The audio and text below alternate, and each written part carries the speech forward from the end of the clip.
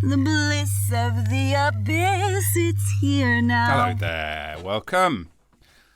Welcome to the Bliss of the Abyss. It's a Thursday afternoon. No, it's not, it's Wednesday. Damn you, Wednesday. Wish it was Thursday. God, Thursday's nice, isn't it? You're listening to me speaking into a microphone in my studio. I am introducing this week's show, which is with my friend and fellow thesp, Robert Feldman.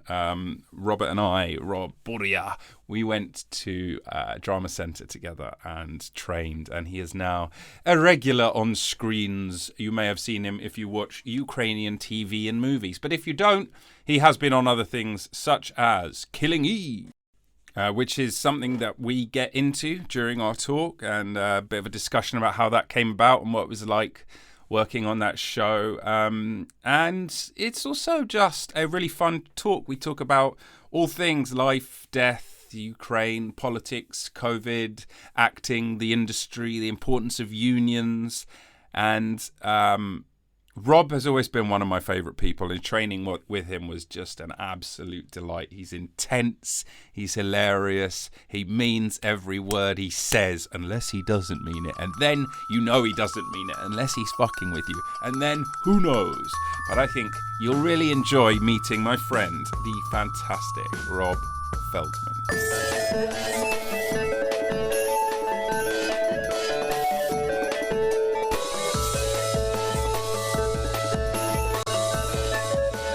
There we go. We're recording. Okay. Got it. Yay. At last. Roberto Feldman. Hello, Yes, mate. yes, How are you doing? Robert. Good. Great. Is that Having a pint. beautiful glass of beer? Yeah. Sorry, I thought we're only doing audio, so I thought I'll get away with that. It's okay. The videos for the patrons only, so only they will know that you are a raging alcoholic. So don't worry. All right. Yeah. Some exclusive stuff. Oh, jeez. Look at you. So you're living the high life here. I'm in a dingy bedroom in Brixton. You're drinking fried potatoes and beers. What's going Dude, on? that's Ukraine. That's Ukraine. Is that how it is? Now, what's the time difference? You must be ahead by 2 hours. 2 Yeah, hours. we're like 2 hours ahead. Okay, so that's just about a reasonable amount of time to be. It's not kvass, yeah? Ish. It's large. We're getting there. So Close. how you doing, man? How you doing? It's been a while. Huh? I've been great. It's been crazy, you know, because we were trying to set it up, like 20 times. Yeah, we've been doing it for a few miserably. months, I think. Yeah. Came close a couple of times. Because I'm like, at the moment, for those who don't know, we went to the same drama school. We did MA together. Yeah. Which is wild. It sounds like, you know, it was like in the previous life, but it still is very current, you know, like I get flashbacks a lot. Do you? Absolutely, dude. I tell you a funny flashback I got the other day. I'm putting together my new website, and I was looking through like old photos of like professional stuff I've done, and I found like a photo of our showcase, at drama school, and there's all the headshots of everyone looking absolutely awful, of course, and then there's you with just a blank white piece of paper, and I'm like, this motherfucker might be the most successful out of all of us right now, and look how gangster he always was. I mean, it hasn't changed since, you know, I've been terrible with those headshots and like keeping up to date, and but it's been busy. It's been great. I've been very lucky to do Killing Eve. That's probably the only one that people might recognize. Obviously not in this part of the world, you know. It seems like it didn't happen. I don't know if what do you want to talk about, mate? That's the thing. Listen, look, we're friends, so we can just chat shit, or we can talk about professional stuff. I mean, you always seem to be busy shooting stuff. That's always fun. People want to hear that. People love Killing Eve, so if you want to talk about that, people will absolutely love that. Amazing. I got some great fans in where is it? It's somewhere Asia, Philippines or somewhere like that. Yeah, it's big there, isn't it? Yeah. They were great. My friend does he does tours of London, and one of the most popular one is the Killing Eve tour. People come from all over the world just to see the locations and learn some trivia and stuff, ask questions. It's like got a massive fan following. That's crazy. That's insane. But you know how that all happened? No. We were going to Edinburgh Fringe Festival with an independent theatre company. So you basically put like your money in, you know, just to get there and do the show. Right. And hope that you turn a profit.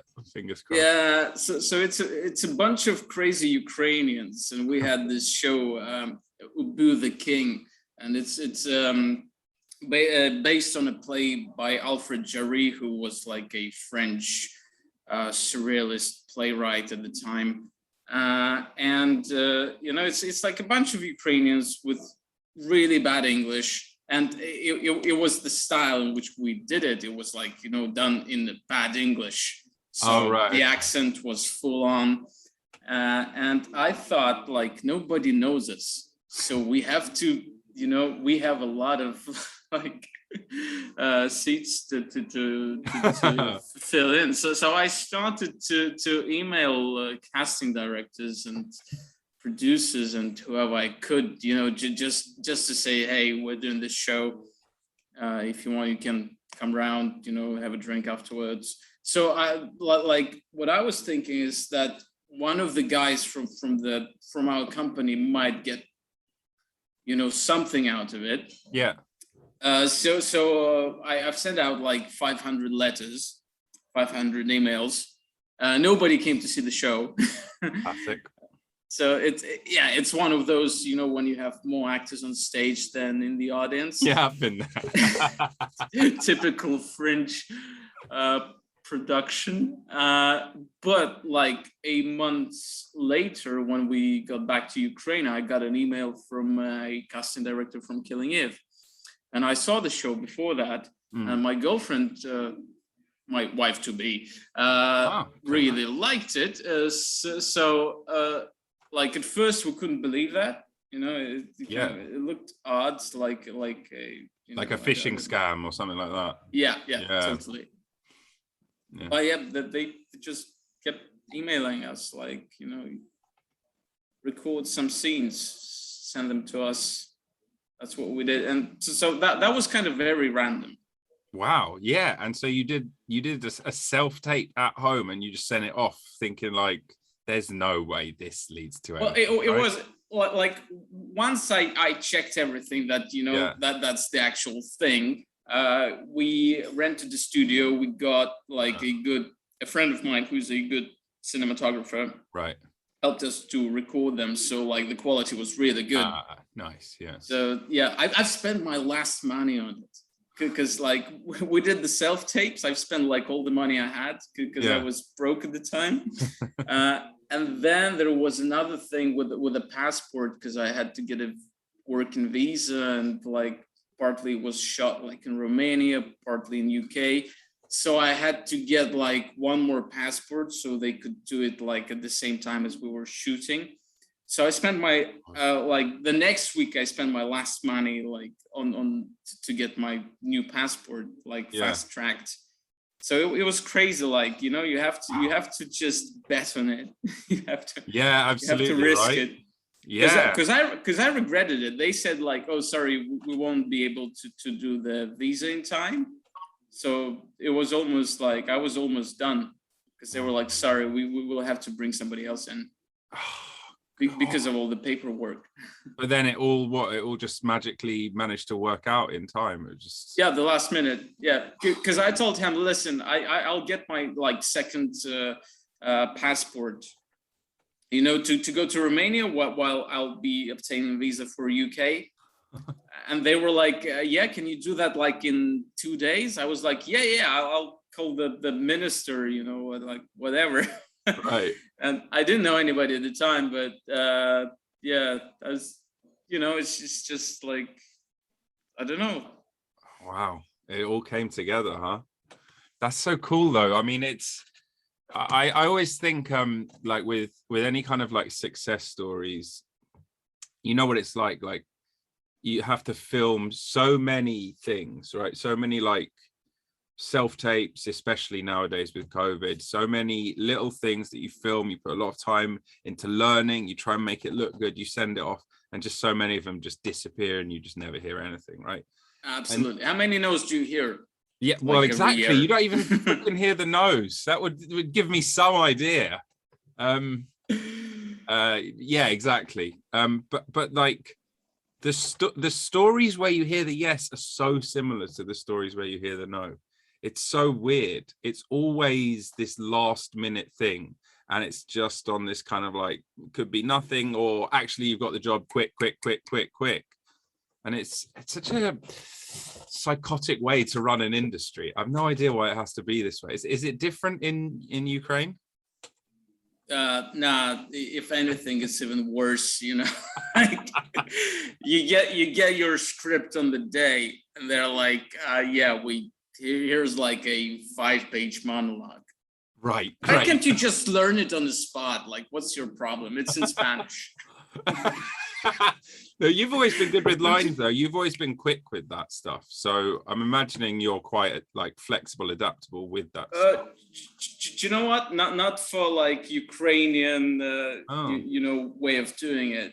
I'm actually quite slow with the lines, so I prefer when you have like a week beforehand, right. You know, so you can just it goes into your body, and you feel free with that. Why do you think that is? Do you think there's a reason for that? Is it like, I wonder what that is that would, because literally at drama school, you were someone would give you a script, you would be straight away, you'd be into the script in your own world.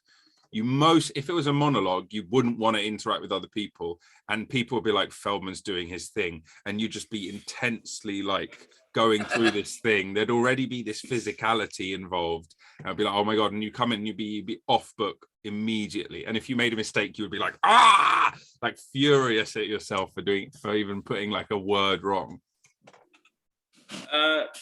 Yeah, you know what, it like England has changed me so much, because like maybe, you know, like over there I come across as somebody like aggressive and full of energy, but I'm nothing in comparison to some of the guys we have here. They're fucking beasts, theatrical beasts.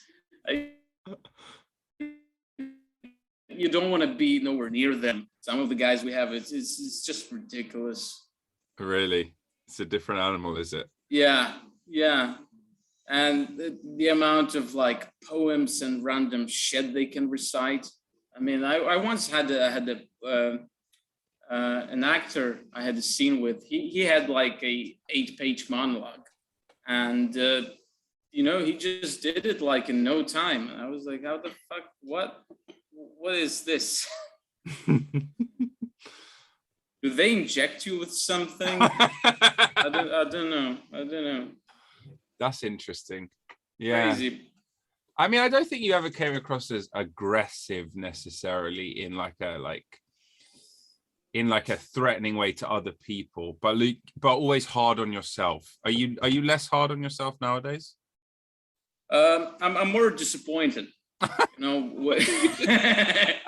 with the industry, because you remember how we've been taught, like you know, a screenwriter or a playwright, you know, they choose words very carefully, so you have to study them.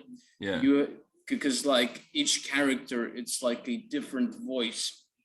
But when you get to those TV shows, TV soaps, it's just bad writing, and it takes you a while to realize that. So stupidly enough, you try to learn it, you know, like as good as you can, and then it turns out that it's terrible writing, and there's nothing you can do about it. the only thing you can do is improvise, add things, Right. add voice to the characters. So from going from from our training when I was trying to learn like everything word by word, now I'm at that point when I'm sometimes if it's a bad script, I look at it and I'm like, I'm gonna change fucking everything. I don't care. I don't give a fuck. It's like at the end of the day, it's you, and like in the shot, and you it's embarrassing. So some of the things. Is it so bad in the UK? Because like people have been asking me, but I was lucky, to get to like in Killing Eve. I didn't want to change a thing.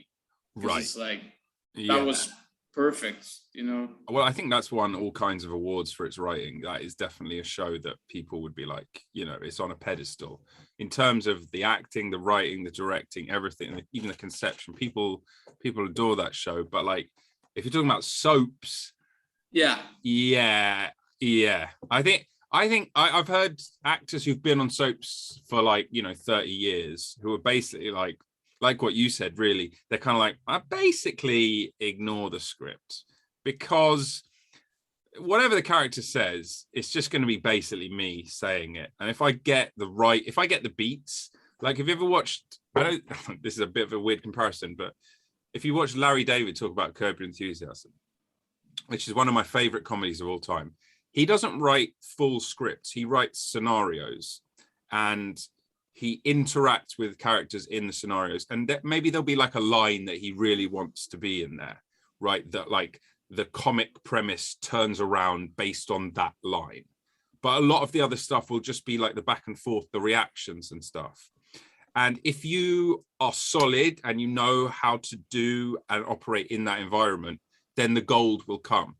And I think with soaps, it's not so much the gold. That's not really what you're aiming for.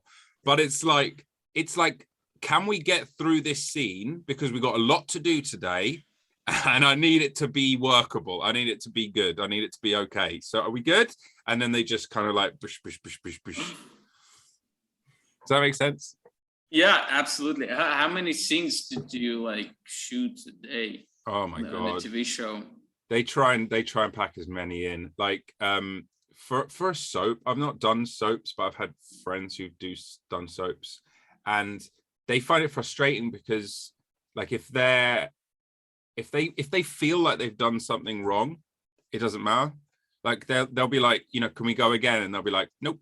Be like, no, please, I really didn't do a good job. They're like, no, it's fine, move on. And then it's just on to the next. And it's like, oh God. Is it the same in Ukraine? Absolutely, yeah. I had that experience because there's one Ukrainian director. I wanted to work with him for a long time, but like I had a few shooting days with him last week, and he has to shoot like 30 minutes of material every day. Yeah. It's crazy. And it's like, we've only done the scene once, and I looked at him and I was like, was it any good? And he was like, no. But we have to move on. Oh, it's so bad. No. so like, yeah, and sometimes it's really hard because like what we were trying to do was supposed to be a comedy. Right. I'm not sure if it's going to be like. It's going to turn out that way. Oh yeah. But it's because you have to be very particular about the style of the comedy, because we have a mix, like it's a crime detective story, but it's supposed to be light and comic, and to find that, especially if you're there for like only a few days, and with basically no rehearsal, it's like hitting the right tone. That's much harder for comedy, especially if it's kind of like nuanced like that. If it's like broad slapstick stuff, it's just like, I don't know, whacking with the wood and we'll be okay. And same with soaps. It's just like, be really angry or be really jealous or something like that. Just play something bold and that's it. But like, if you're trying to do like this complicated, like it's funny, but it's dark and it's noir, but you're an interesting character and you get one take, go. It's like, I hate it. But what I hate even more, because like, if you have like a proper scene, like a lot of text, then you're kind of, you can work it out. But if you have just like one line, I think that's the toughest. Yeah, because the pressure is on. It's really hard. It's really easy to fuck it up. and it seems like there's no, like, there used to be this kind of middle ground, but now it doesn't exist. It's either like it's all pretty low budget and it's like go go go, or it's the biggest budget in the world and we spend the whole day on a 2-second clip. Yeah. Nobody wants to do that either. That just is awful as well. It's like that whole middle ground has been completely cut out. It's like Marvel or independent, and that is it. That's all you've got. So bizarre. Especially with commercials. If you do a commercial with kids or animals, that gets really tough. Yeah, I've done that. Yeah, the babies, they have to keep swapping out the babies. Have you done one with that? Have you done one with babies? Babies have the strongest union of any acting group I know. See, you guys, you cheat, you swap babies. We keep the same baby. Oh, you're just working them into the ground until it's gonna bleed from the eyes. I mean, like one of directors I know who's done tons of commercials in Ukraine. He left because of that. He left the industry because he just couldn't handle it. The way they treat like children and animals. Yeah. Is it bad? It gets ugly. And is the union because we don't have any unions. There is no union. Nah, none. Oh, geez. So in terms of contracts, is it just always done every time? Like anew, there's no standard. Wow, that must be tough. Yeah, it depends. I mean, if you have a good agent, then they'll sort it out for you. But otherwise, most of the time you'll get fucked. Is there like a movement to create a union? Is there a strong support for that idea, or is it just like practically going to be too much of a challenge? Well, we talk about it every year, and the thing is, you have to have like, I don't know, 20% of the actors that are working full time. If they'll support that, then it's going to be fine. But they're not really interested because they've got work. So right, so for them, they don't really have to. Yeah. Because I mean, like for things like unions, you need to have 1 or 2 leaders at least. Yeah. And those people, I don't think they'll be working as actors. I think they'll be hated by every producer possible. Right, exactly. Because I mean, you've got to stick your neck above it, don't you? And then everyone's going to be taking shots at you, and it's like a full-time thing, trying to fight all the admin, but also trying to fight constantly for the actors' rights. And I mean, we complain about it in the UK because our union's not that strong, and especially not compared to America. But it's definitely better to have a union than every man for himself type thing, I think. But still, you guys are great. I mean, like it's really well organized. You can look it up, everything is clear. You get what you get paid for. Yeah. There's a structure in place and there's some agreements, and they've done some things. They just don't have, they used to have a lot more power, and the actors used to have a lot more say, and there's just a lot more non-union work now. So because of that, the power of the union is much weaker. So they can kind of get away with pushing stuff a lot more. And you see like a lot of big productions that are completely non-union. So it's kind of, but I don't know.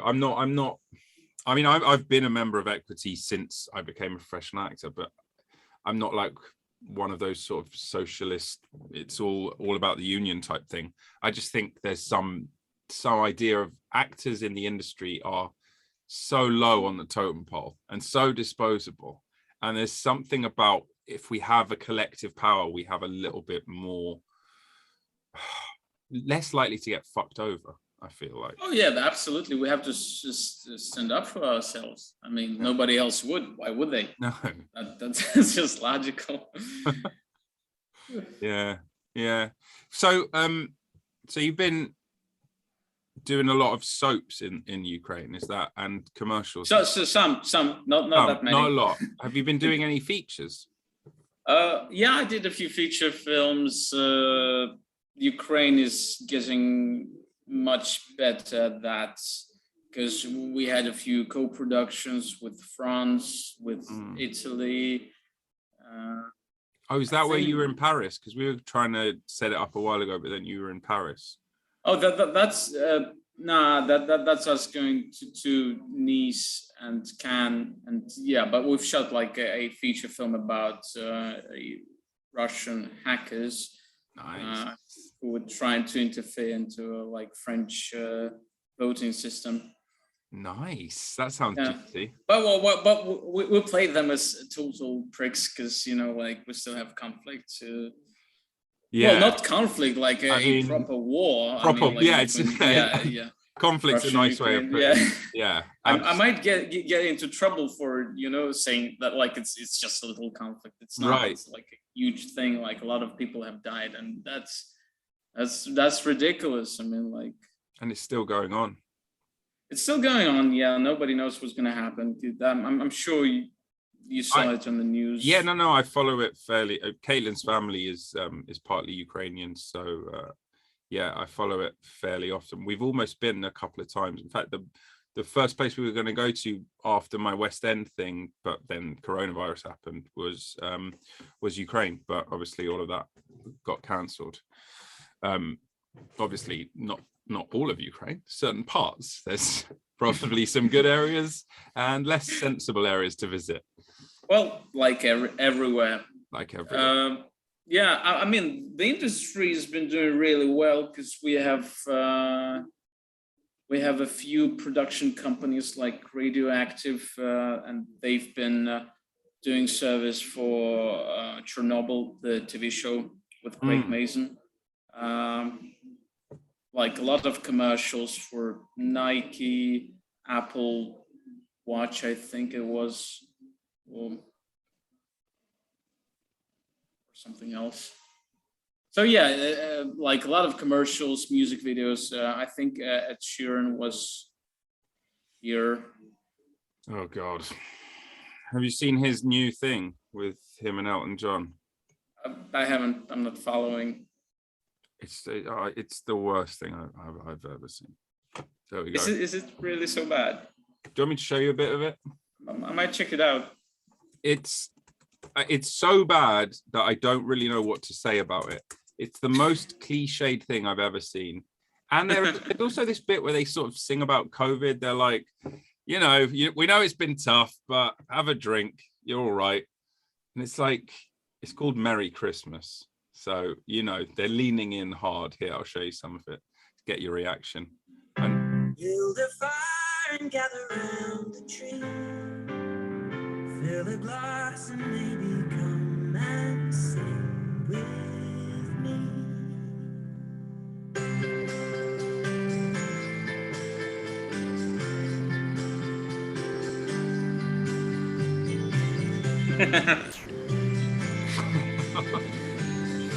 Okay, I get the feeling I know where this is going. Wait, I've got to show you. There are so many parts that are my least favorite part. But I've got to show you perhaps the most painful bit. See, we know there's been pain, but it's time to let it go. Okay, so here's Elton overdoing it. But look at what Ed is about to do. I have no idea what this is. Watch this.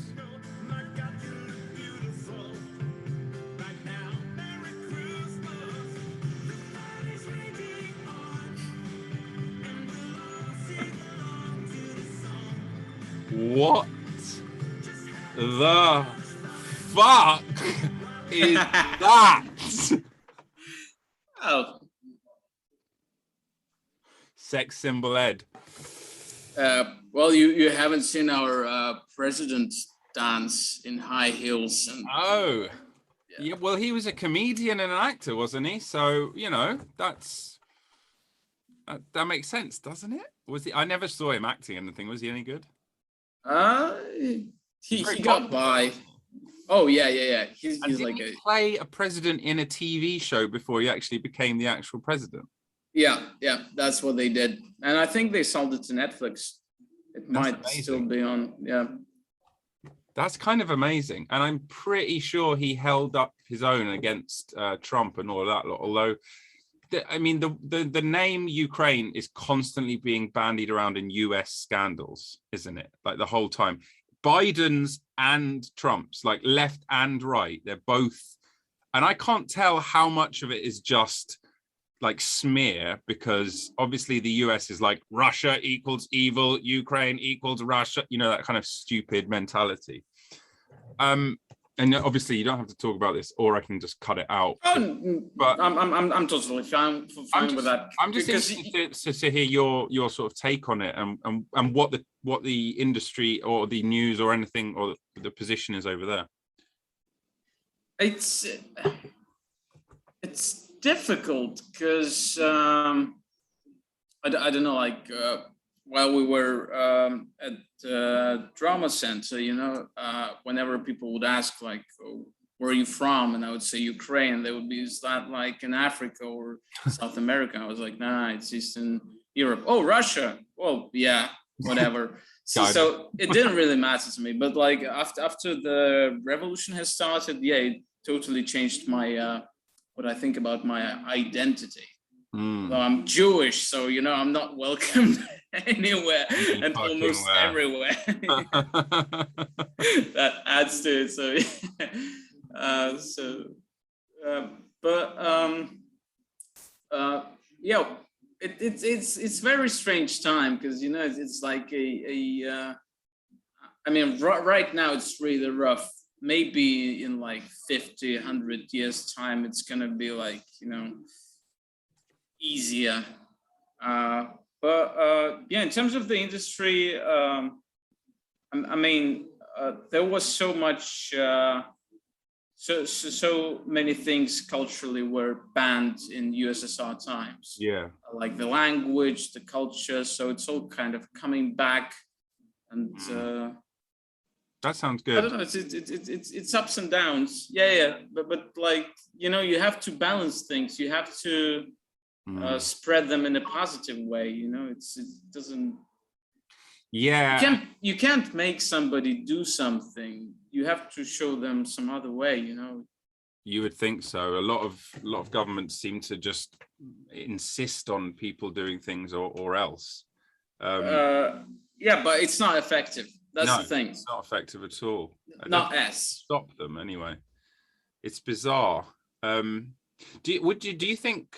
Because obviously part of the reason that Russia invaded is just resources, but also because of the government being seen as sort of leaning more towards the quote unquote West, and sort of leaving the East in a way, right? Being like more maybe kind of trying to join the EU or being more part, all of that stuff. And Russia obviously doesn't like that at all.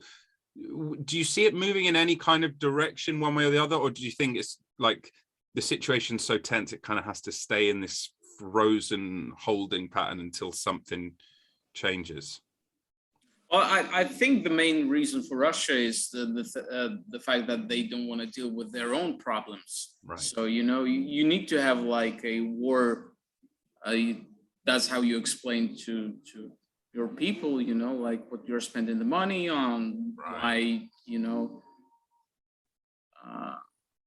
Yeah, right, exactly. Distract from the problem. Why the economy is going down all the time. That's exactly, I don't know how much you follow UK politics, but that is exactly what just happened here. So the Tories and Boris Johnson are slipping in popularity because there's so many sleaze scandals, corruption, just everywhere, right? It's just disgusting. Anyway, the latest one came out, and so the Conservatives, in this kind of desperate move, were like, well, you know, what we're going to do is we're going to come down hard on drug dealers and drug takers. We're going to take away their passports and give them mandatory sentences. And everyone's like, what? Where's this coming from? Like, this came out of nowhere. And then independently, which newspaper? The Sunday Times did this investigation where they got these wipes that like detect drugs. And they went round the Houses of Parliament into these places that only people like MPs, people with access, are allowed to get to. And 11 out of the 12 sites they tested came up positive for drugs. Shit. Right there in the seat of power, in the Houses of Parliament. Well, I don't know. I'm not surprised. Are you? No, I'm not at all surprised. I'm just fucking sick of the hypocrisy. Like, they're acting like the big cancer on society is, I don't know, someone smoking a spliff or doing a line. It's like, hold on, you're doing that.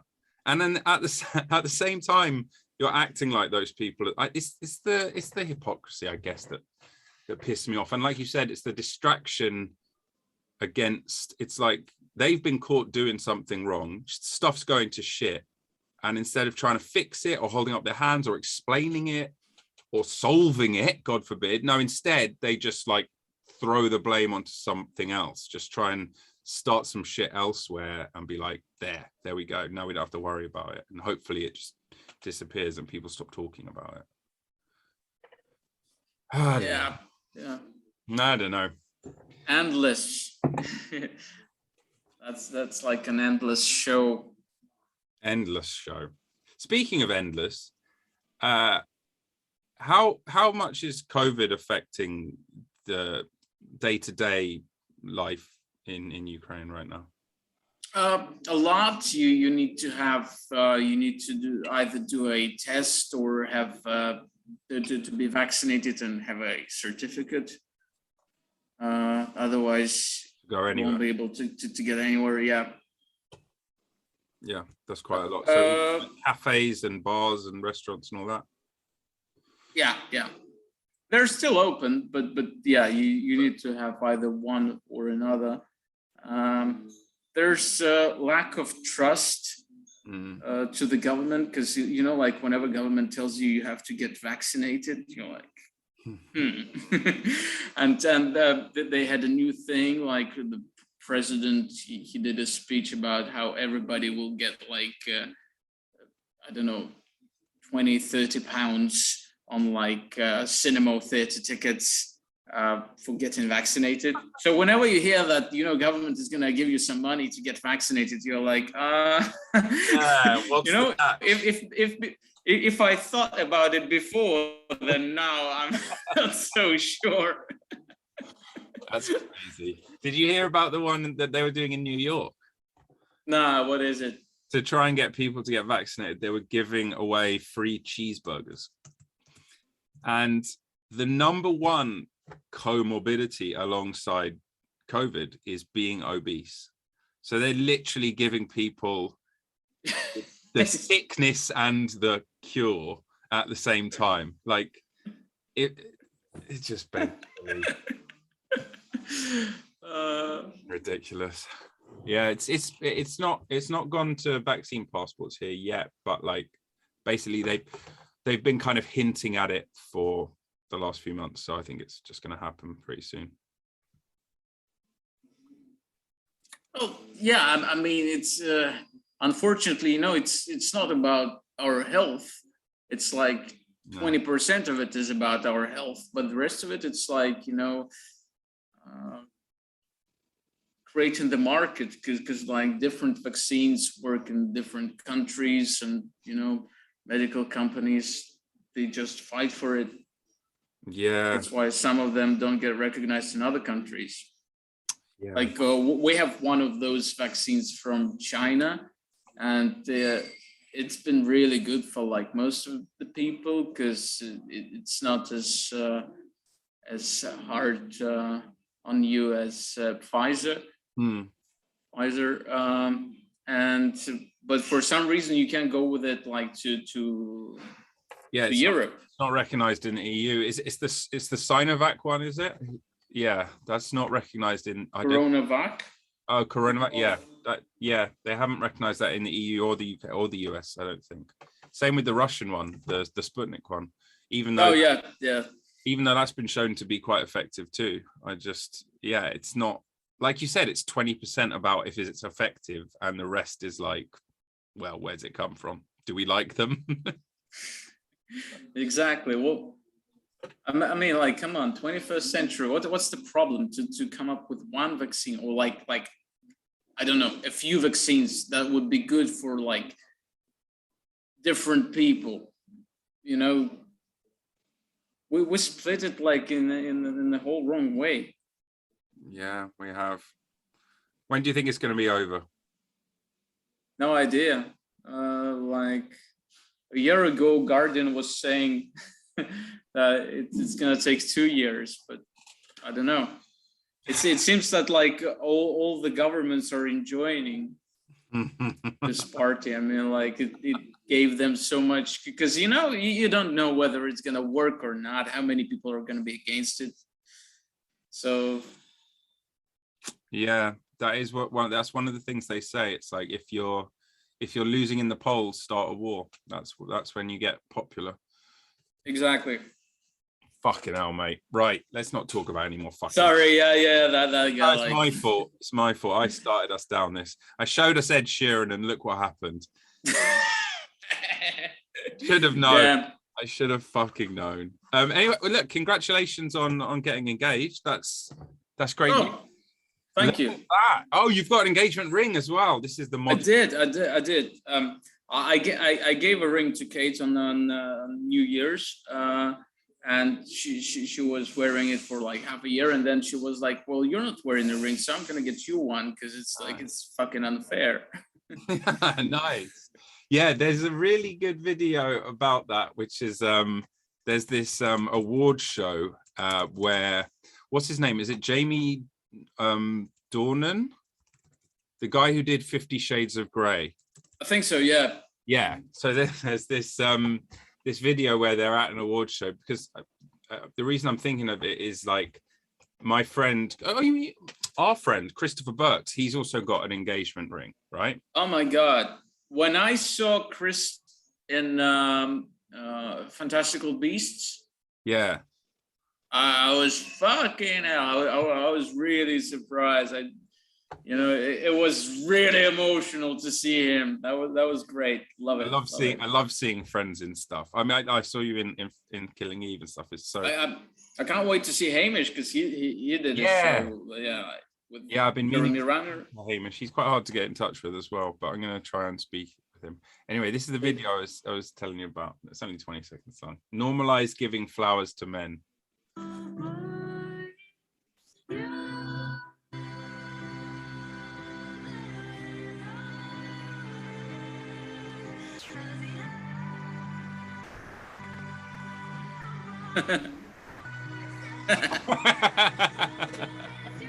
And look, it obviously, like, he loves it.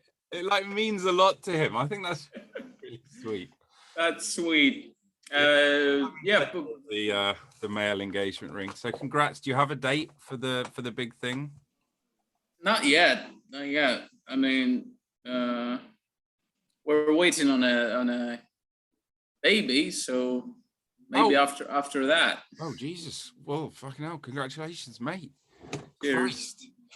That's crazy. You're gonna pass on your crazy genes. Well, I told you not to do this, but you wouldn't listen to me.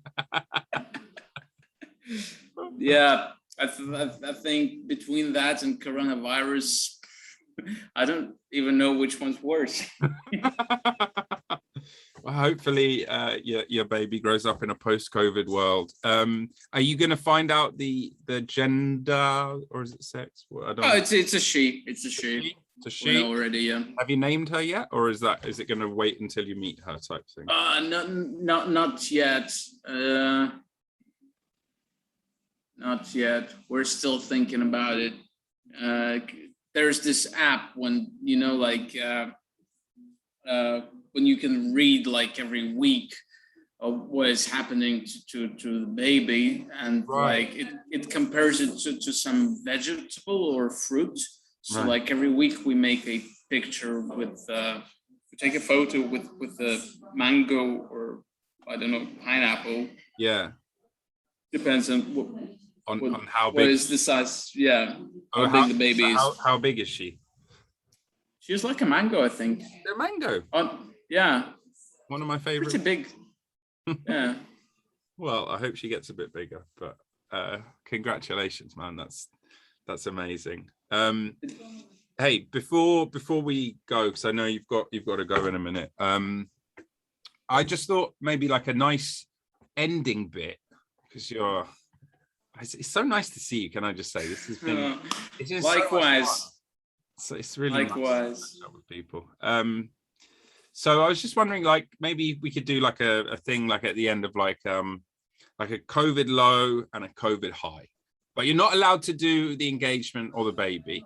We're going to take them as, so like what's been the moment from the pandemic that's been like, oh my God, your lowest, and then the moment that's been like the highest.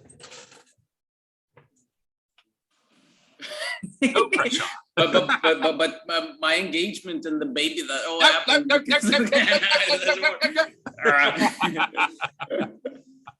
Okay, well, the worst one, the lowest. I think the lowest was when I got the COVID, and like for 3 days you're out. You can't do anything. Yeah. And like a few of my friends' relatives, a few of the friends have passed. So those were like the toughest. Yeah. So sorry. Yeah, the lowest points. But it's and not only that, but like one of my classmates, he texted me one night, and we haven't seen each other for like 10 years or something like that. And he said that his mother, she's at the hospital, and like he doesn't know what to do. He needs the money. So I sent the money to him, but then I found out that his mother is okay, and he just turned out to be a dickhead. No way. Yeah, and that was very disappointing. But I was happy his mother was alive, so that was the high point. She is okay. She's okay, and she's got a lovely new dress as well. How great. Well, I wish he would spend those money on the dress for his mother, but I think that they went like to the wrong place. And the highest ones, like when you can travel somewhere, it's just there's something special about it, because it becomes more different. But still, like we in Ukraine, we still remember that, we have that gene of the being behind the Iron Curtain. Like whenever you travel, you feel like an illegal immigrant, like you're breaking. I don't know. Do you get that feeling like when you go to another country, like you're breaking some law? So since the pandemic, I have had that feeling. But before that, going back to something you said before, the only time I have that is like, so Caitlin grew up in New York, right? So like for her, there's like I think it's like the third biggest amount of Jews in the world are in New York, right? So it's like it's normal for her. But then like if we are traveling, like sometimes they'll be like, so where are you from? And who, and like if we're in a certain situation, Caitlin's like, yeah, Rob's Jewish. There's that thing in my head. I'm like, don't fucking tell people. You don't fucking know what these guys believe. We were kicked out of this country 300 years ago. I think that's the closest I get to it. But maybe, so what were the lowest and the highest for you? For me, well, people who listen to the show will have heard it, but the lowest was the West End debut being cut short. Oh shit, I'm so sorry to hear that. Yeah, it happened to a friend of mine. He was supposed to do a show at the Royal Court. He lives in Poland right now. But the good thing for him was that they had to cancel the show, but he got the money, and then they tried to do it again, and they had to cancel it again, and he got Again, you got the money. Well, we're going to try and do ours again. But I think we're going to wait till there's a lot less COVID around. Were you insured? Did you get the money? Yeah. Did you get it? Nice. That's the good thing about equity. And like I said, you got the contract. So I was okay for that. But not for the tour. You know, we had like a full national, international thing all lined up. So none of that. Where would you go? We had a number of dates in the UK. We have various cities, Birmingham, Leicester, Edinburgh, Glasgow, a few more. And then we were going to do America as well. We had some New York, Boston, Washington. It's going to be amazing. Nice. I hope it's going to happen. I hope so. So that would, if that happens, that would be the COVID high. But other than that, it's been talking to you.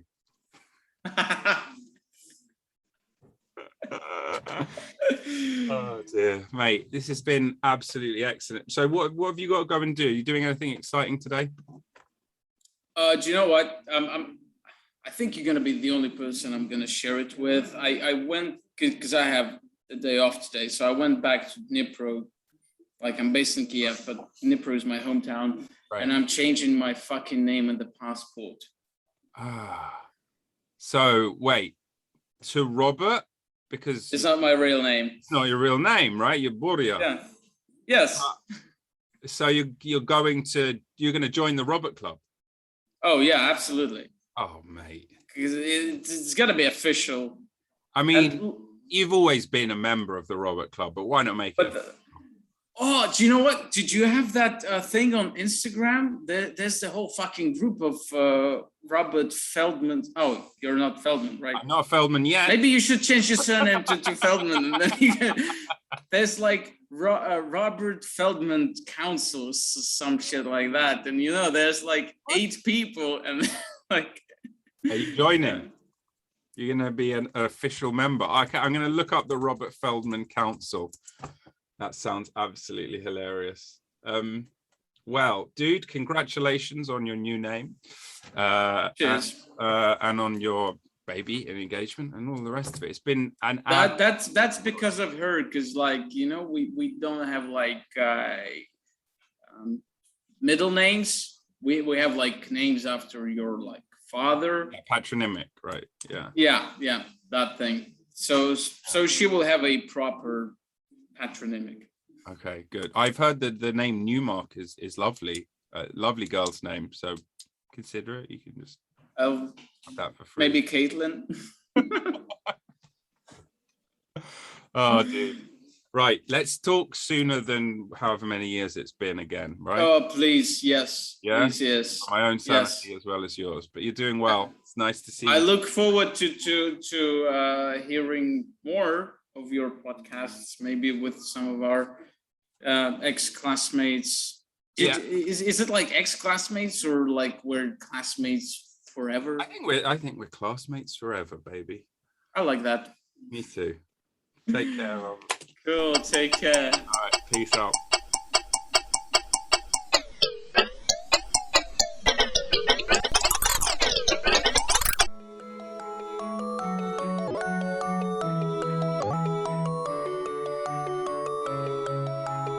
Thanks for listening to the show. If you've enjoyed it, please give us 5 stars and consider becoming a subscriber and maybe even supporting us on Patreon. Really, really, really helps me continue making this show.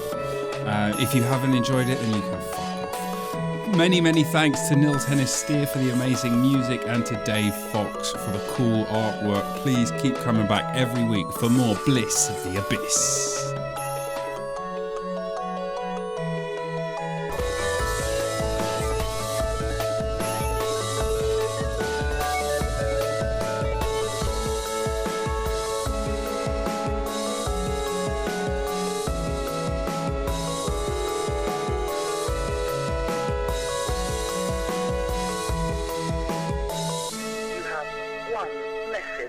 Message 1.